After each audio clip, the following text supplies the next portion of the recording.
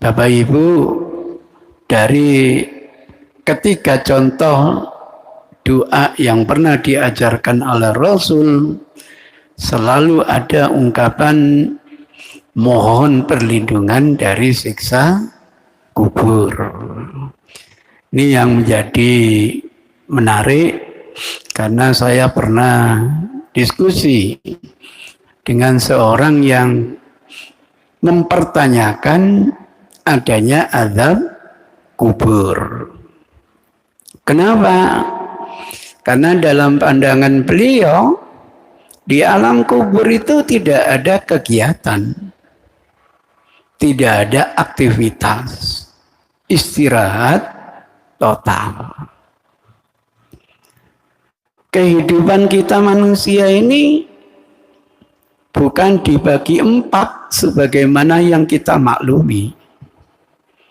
Selama ini kita paham kehidupan ini fasenya 2 kematian, kemudian 2 kehidupan menurut Al-Quran. Kematian yang pertama saat kita masih di rahim ibu, belum diberi ruh oleh Allah Subhanahu wa Ta'ala. Kehidupan yang pertama adalah kehidupan saat kita hidup di dunia seperti ini. Kematian yang kedua ketika kita di alam barzah, alam kubur, dan kehidupan yang terakhir adalah kehidupan di alam baka, di alam akhirat. Itu yang selama ini kita pahami. Tapi teman diskusi ini enggak. Proses kehidupan itu bukan ada 4, tetapi ada 6.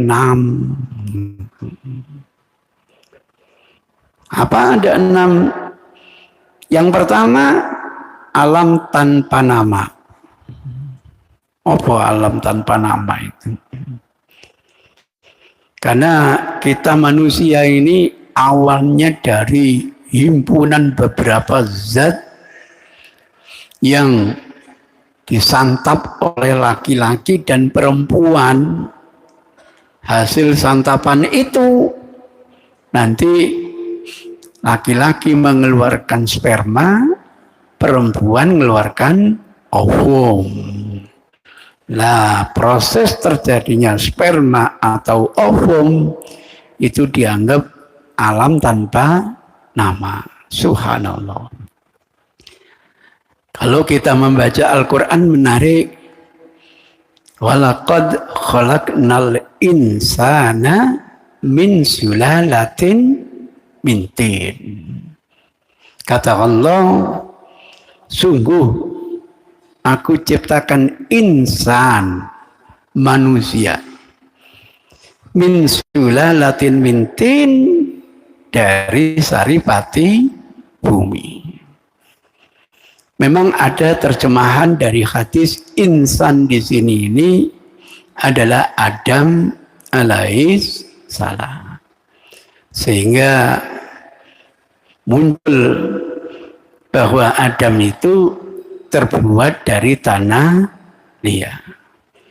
Tapi Al-Quran tidak mengatakan walaqad khalaqna Adam, melainkan walaqad khalaqnal insan. Ada apa?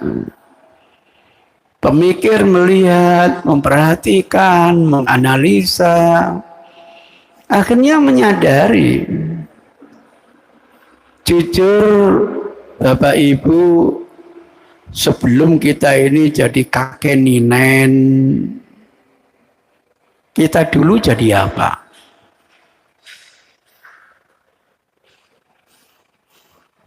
Jadi bapak dan ibu. Sebelum kita jadi bapak, jadi ibu, dulu kita jadi apa? Pemuda dan pemudi. Sebelum kita jadi pemuda, kita jadi apa?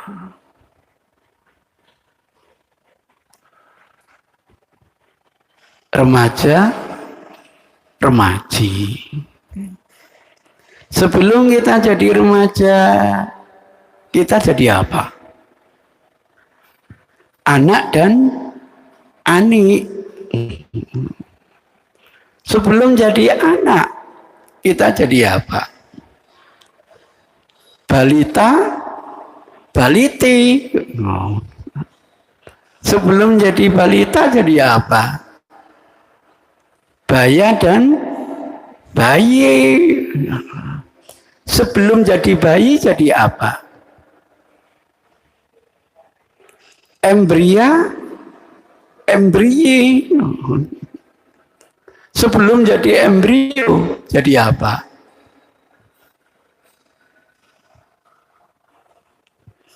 Sperma dan ovum.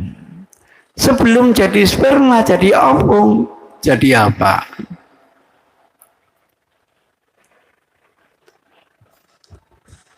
Berbagai makanan yang disantap oleh manusia. Lah makanan itu kalau diklasifikasikan tidak lebih dari 2 macam. Ada makanan hewani, ada makanan nabati. Masya Allah. Jutaan makanan hewani. Sampai bisa menjelaskan. Namanya ayam saja. Jenisnya macam-macam. Namanya kambing. Jenisnya macam-macam.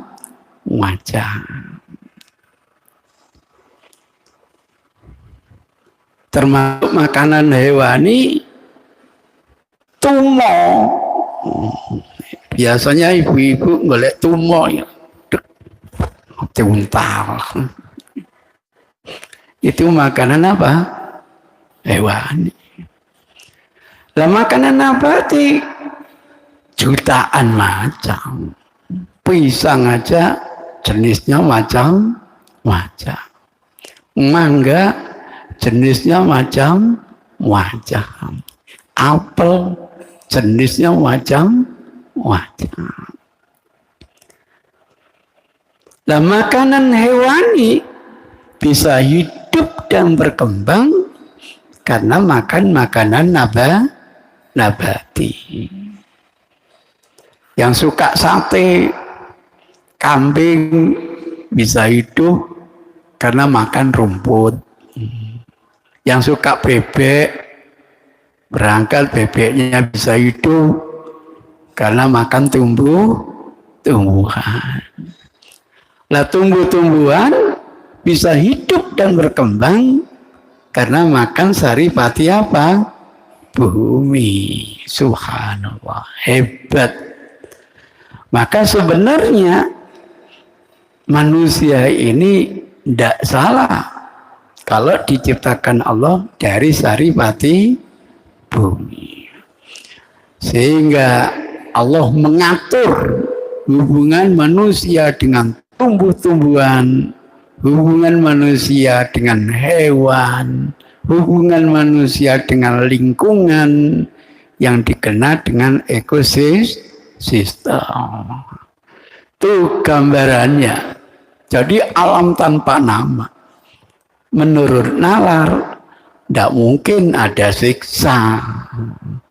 Siksa itu kan mestinya hamba ini dibangkitkan dulu, kemudian diproses penghisapannya dulu, baru layak enggak.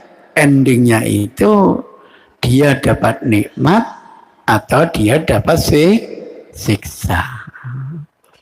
Berdasarkan pola pikir inilah, maka berani mengatakan tak ada azab apa?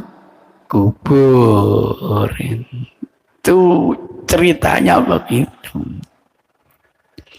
Di hadapan lebih dari 200 jamaahnya itu ingin membuktikan ada enggak siksa kubur itu di dalam Quran. Caranya menarik. Ada software Al-Quran dan terjemahannya. Sayang saya tidak punya. Ya. Kalau Bapak Ibu punya software Quran dan terjemahannya, maka misalnya ini ada software Maktabah Syamila, ini ada khusus Quran, ini software Al-Quran. Dicari kata kunci misalnya, tapi anehnya pencariannya bukan pakai bahasa Al-Quran, tapi pakai terjemahan. Maka ditulis terjemahannya siksa. Nah, baru searching. Masya Allah, ketemu banyak sekali siksa banyak sekali. Tapi dari sekian pencarian itu satu saja tidak ada kata-kata siksa kubur, tidak ada. Mungkin diterjemahkan dengan azab, ditulis kata kunci azab. Nah, searching pencarian muncul azab, satu pun tidak ada kata yang namanya azab apa? Kubur. Mungkin dari kata kunci kubur ditulis kubur, searching, klik, gratis, ketemu di dalam Al-Quran itu menyebutkan kata kubur. Alhaakumut takatsur hatta zurtumul makobir, ketemu. Tapi dari kata kunci kubur nggak ada siksa kubur, nggak ada azab kubur. Kesuwen, akhirnya kata kunci siksa kubur. Nah, searching pencarian tidak ada sama sekali. Diganti sekarang kata kuncinya azab kubur.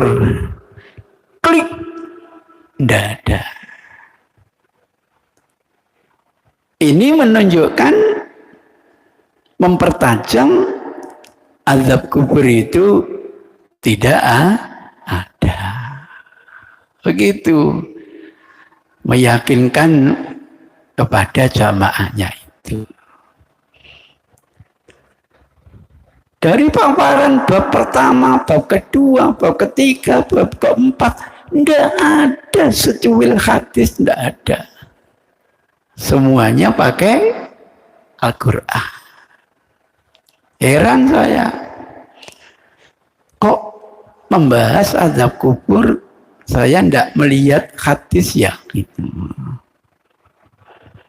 Akhirnya ditunjukkan buku yang di stabilo warna kuning, saya suruh baca. Ternyata apa? Tulisan itu bahwa hadis baru ditulis setelah 200 tahun wafatnya Rasulullah.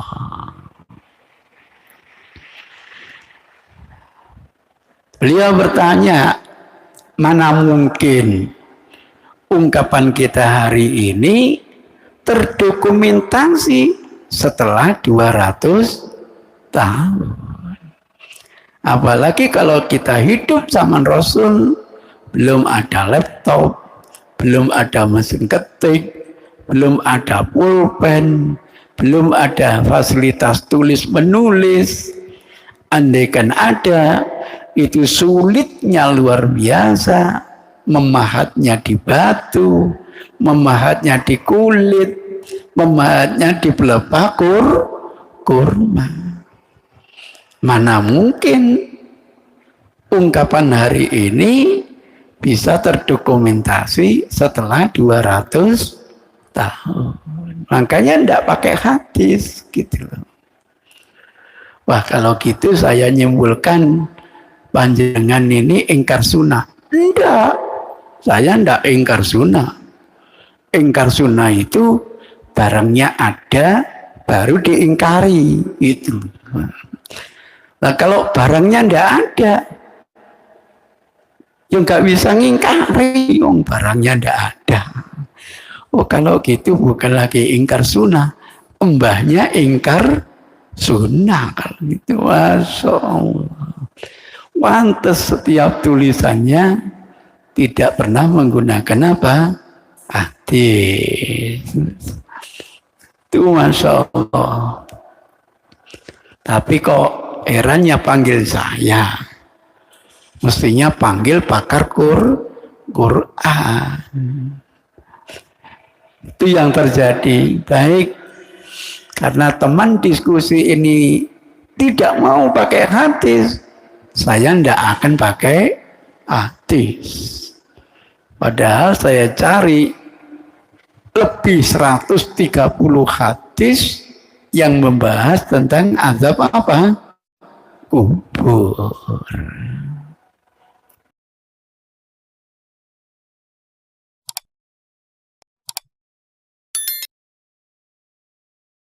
Melacak adanya azab kubur, hitungan menit ketemu udah.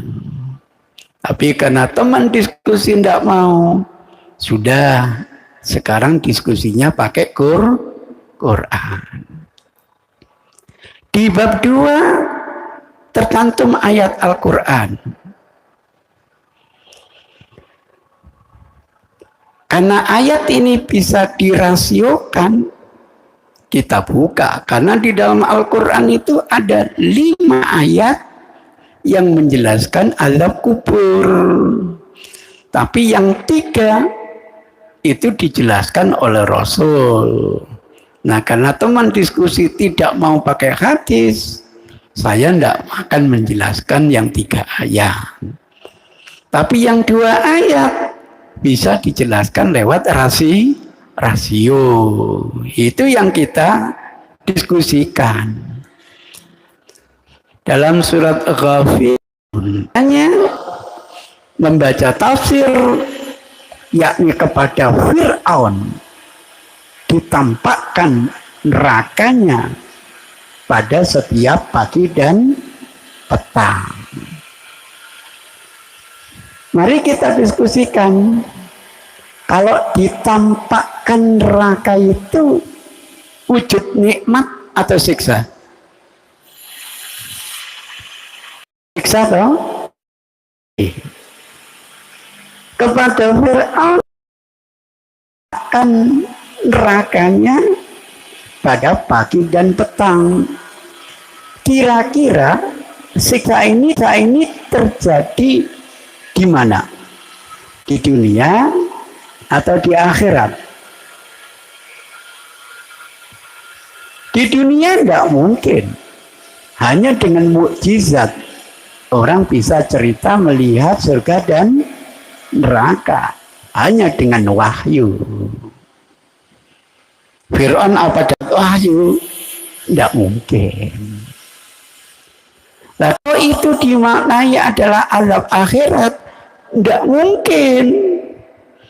Karena Fir'aun besok di hari kiamat tidak ditampakkan nerakanya, tetapi dijerongkokkan di dalam neraka. Kalau di dunia tidak mungkin, di akhirat tidak mungkin, di mana kira-kira? Di alam barzah. Ketahuan. Siapa bilang Al-Quran tidak membahas azab kubur? Tapi sekali lagi, kalau hanya caranya kata kunci azab, kata kunci siksa, kata kunci kubur, tidak akan ketemu. Ayat yang kedua, di bab yang ketiga, saya suruh baca lagi. Ya Allah, Bapak Ibu, kasihan terhadap orang-orang yang zalim itu. Orang-orang yang zalim itu diceritakan oleh Allah pingin kembali ke dunia sesaat saja untuk mau berbuat kebaikan. Pingin mereka itu dikembalikan ke dunia sesaat saja untuk bisa beramal soleh. Kan begitu ayatnya. Nah, kekecewaan seperti ini wujudnya siksaan atau nikmat? Siksaan. Terjadinya di mana? Di dunia tidak mungkin. Mereka ingin dikembalikan ke dunia. Di akhirat tidak mungkin. Kelanjutan ayat, summa yuraddu ila asyadil azab. Besok di hari kiamat dia dikembalikan kepada siksa yang paling pedih. Nah, kalau tidak ada di dunia, tidak ada di akhirat, di alam mana? Barzah. Kenapa tidak mungkin? Ayatnya sendiri mengatakan karena hidup di alam barzah. Siapa bilang tidak ada yang namanya azab kubur? Nah, pamungkasnya hadis yang tadi kita baca, kita mohon perlindungan dari Allah, yakni dari azab apa? Kubur. Nah, kalau azab kubur tidak ada, ngapain kita mohon perlindungan dari siksa apa? Kubur. Permasalahan apa yang disiksa? Mohon maaf, ini masalah gaib yang hanya bisa dijelaskan lewat wahyu. Karena tidak mau hati, saya angkat tangan untuk menjelaskan, nanti malah salah, tidak rasional dan lain sebagainya. Itulah indahnya kalau kita ngaji hadis itu secara tematik sedemikian rupa sehingga kita yakin tidak pernah ada benturan antara Quran dan hadis. Demikian kurang lebihnya, mohon maaf. Billahi hidayah wa taufik. Wassalamualaikum warahmatullahi wabarakatuh.